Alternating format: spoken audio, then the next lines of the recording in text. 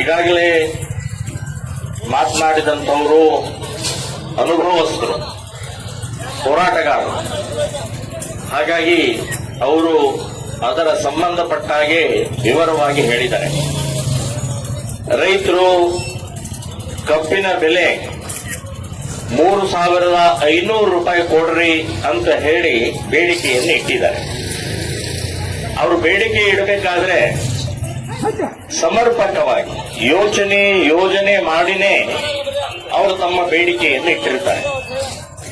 ಪಕ್ಕದ ಮಹಾರಾಷ್ಟ್ರದಲ್ಲಿ, ತಮಿಳುನಾಡಿನಲ್ಲಿ, ಕರ್ನಾಟಕದಲ್ಲಿ ಇರುವಂತಹ ಬೆಲೆಗಿಂತ ಜಾಸ್ತಿ ಇದೆ, ನಮಗೆ ಕಡಿಮೆ, ನಾವು ಅಷ್ಟೇ ದುಡಿತೀವಿ, ಅಷ್ಟೇ ಖರ್ಚು ಮಾಡ್ತೀವಿ ಅಂತ ಅನ್ನುವಂಥದ್ದು ಅವರ ಬೇಡಿಕೆಯ ಹಿನ್ನೆಲೆಯಲ್ಲಿ ಸಮರ್ಪಕವಾಗಿದೆ, ಸರಿಯಾಗಿದೆ. ಹಾಗಾಗಿ ಸರ್ಕಾರ ಕೂಡಲೇ ಸ್ಪಂದಿಸಬೇಕಾಗಿದೆ. ನೋಡಿ, 8 ದಿನ ಆಯ್ತು, ರಸ್ತೆ ಮೇಲೆ ಕೂಡಿಸ್ತೀರಿ.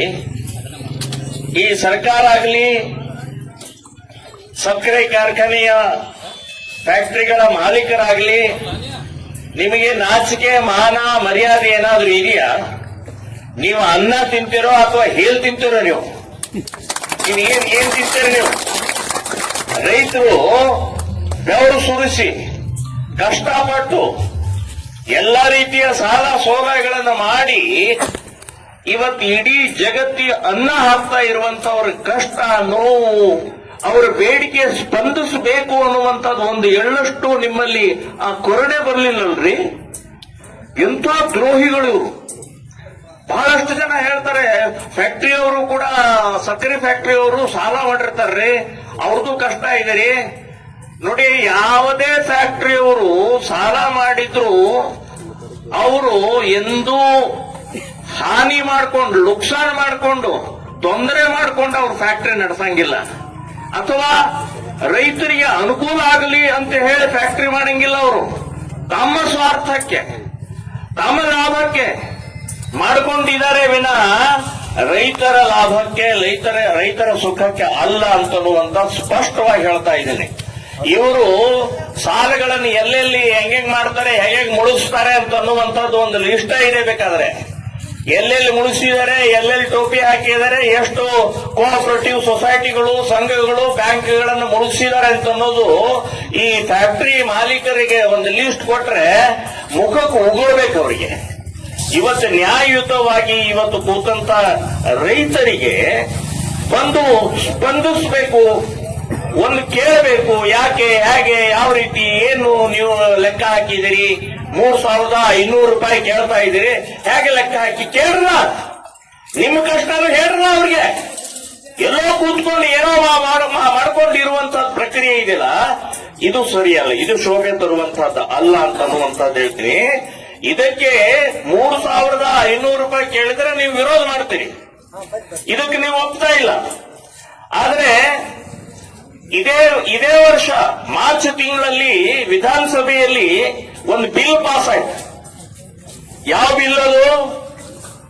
ಎಲ್ಲ MLA ಮಿನಿಸ್ಟ್ರಿಗಳದ್ದು, MLCಗಳದ್ದು ಪಗಾರದ್ದು ಬಿಲ್ ಪಾಸ್ ಆಯ್ತು. ಎಷ್ಟಾಯ್ತು ಪಗಾರು? ಡಬಲ್. ಎಲ್ಲ ಡಬಲ್ ಮಾಡಿಕೊಟ್ರು. ಅವ್ರ ಭತ್ತೆ ಇರ್ಬೋದು, ಮನೆ ಬಾಡಿಗೆ ಇರ್ಬೋದು, ಓಡಾಟದ ಖರ್ಚು ಇರ್ಬೋದು, ಫೋನ್ ಇರ್ಬೋದು, ಎಲ್ಲ ಡಬಲ್ ಮಾಡ್ಕೊಂಡ್ರು. ಅಲ್ಲಿ ಮಾತ್ರ ಯಾವನು ತುಟಿ ಪಿಟಕರದ ವಿರೋಧ ಮಾಡಲಿಲ್ಲ. ಯಾಕೆ? ಅಲ್ಲಿ ಯಾಕೆ ವಿರೋಧ ಮಾಡಲಿಲ್ಲ? ಯಾವ ಒಬ್ಬ MLA, ಒಬ್ಬ MLA ಇದಾನೆ ಅಂತ ತೋರಿಸ್ಕೊಡ್ರಪ್ಪ ನೋಡೋಣ.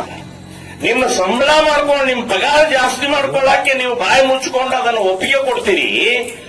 ಇಲ್ಲಿ ಬೆವರು ಸುರಿಸಿ, ಇಲ್ಲಿ ಕಷ್ಟಪಟ್ಟು ನೋವಿನಿಂದ ತೊಂದರೆ ಕೊಟ್ಟು ಇವತ್ತು 3,500 ರೂಪಾಯಿ ಒಂದು ಟನ್ನಿಗೆ ಕೇಳ್ತಾ ಇದ್ದಾರೆ. ಇಲ್ಲಿ ಯಾಕೆ ವಿರೋಧ ಮಾಡ್ತೀರಿ? ನಿಮ್ ಪಗಾರ ಕಟ್ ಮಾಡಿ ಇಲ್ಲಿ ಕೊಟ್ಟಿದ್ರೆ ಇಲ್ಲಿ ಬದುಕ್ತಾ ಇದ್ರು, ಇವರು ರೈತರು ಬದುಕ್ತಾ ಇದ್ರು. ಸೊ ಅಂತ ವಿಚಿತ್ರವಾದಂತ ಇವತ್ತಿನ ವ್ಯವಸ್ಥೆ ಒಳಗಡೆಗೆ ರೈತರಷ್ಟೇ ಅಲ್ಲ, ಎಲ್ಲರೂ ಸಿಕ್ಕಾಕೊಂಡಿದ್ದೀವಿ.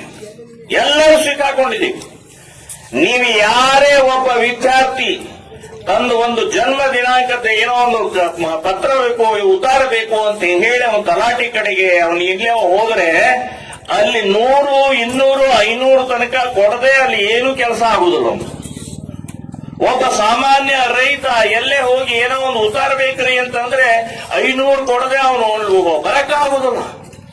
ಈ ರೀತಿ ಇಡೀ ವ್ಯವಸ್ಥೆನೇ ಕುಲ್ಗೆಟ್ಟು ಹೋಗಿದೆ, ಕುಲ್ಗೇರಿಸಿ ಬಿಟ್ಟಿದ್ದಾರೆ.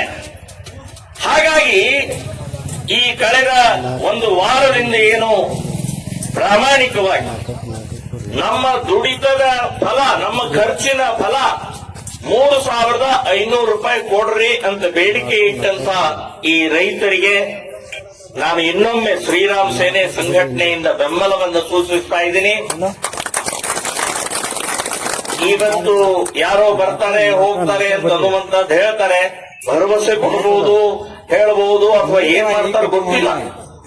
ಆದ್ರೆ 7ನೇ ತಾರೀಕಂತೂ ಒಂದು ಗಡುವು ಅವರು ಬಹಳ ಒಳ್ಳೆ ಈಗಾಗಲೇ ಹೇಳಿದ್ರು, ನೀವು ನಿರ್ಣಯ ಮಾಡಿದ್ರಿ. ಇಡೀ ರಾಜ್ಯಾದ್ಯಂತ ಎಲ್ಲಾ ರೈತರು ಕೂಡ ಹೆದ್ದಾರಿಗಳನ್ನ ಒಂದು ದಿನ ಬೆಳಗ್ಗೆಯಿಂದ ಸಂಜೆಯವರೆಗೆ ಬಂದ್ ಮಾಡುವಂತಹ ಪ್ರಕ್ರಿಯೆಗೆ ಶ್ರೀರಾಮ ಸೇನೆ ಸಂಘಟನೆ ಕೂಡ ಆ ಬೆಂಬಲಕ್ಕೆ ಸೂಚಿಸುತ್ತೆ. ನಾವು ನಿಮ್ಮ ಜೊತೆಗೆ ಇರ್ತೀವಿ, ನಿಮ್ಮ ಜೊತೆಗೆ ನಾವು ರಸ್ತೆ ಮೇಲೆ ಕೂತ್ಕೊಳ್ತೀವಿ.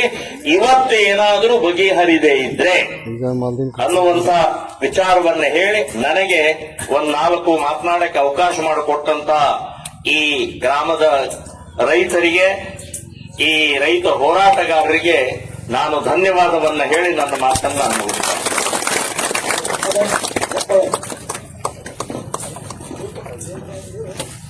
ಮಾನ್ಯ ಪ್ರಭು ಮುತ್ತಾರಕ್ನಾಡು ಬಹಳ ದೊಡ್ಡ ಹೋರಾಟಗಾರರು.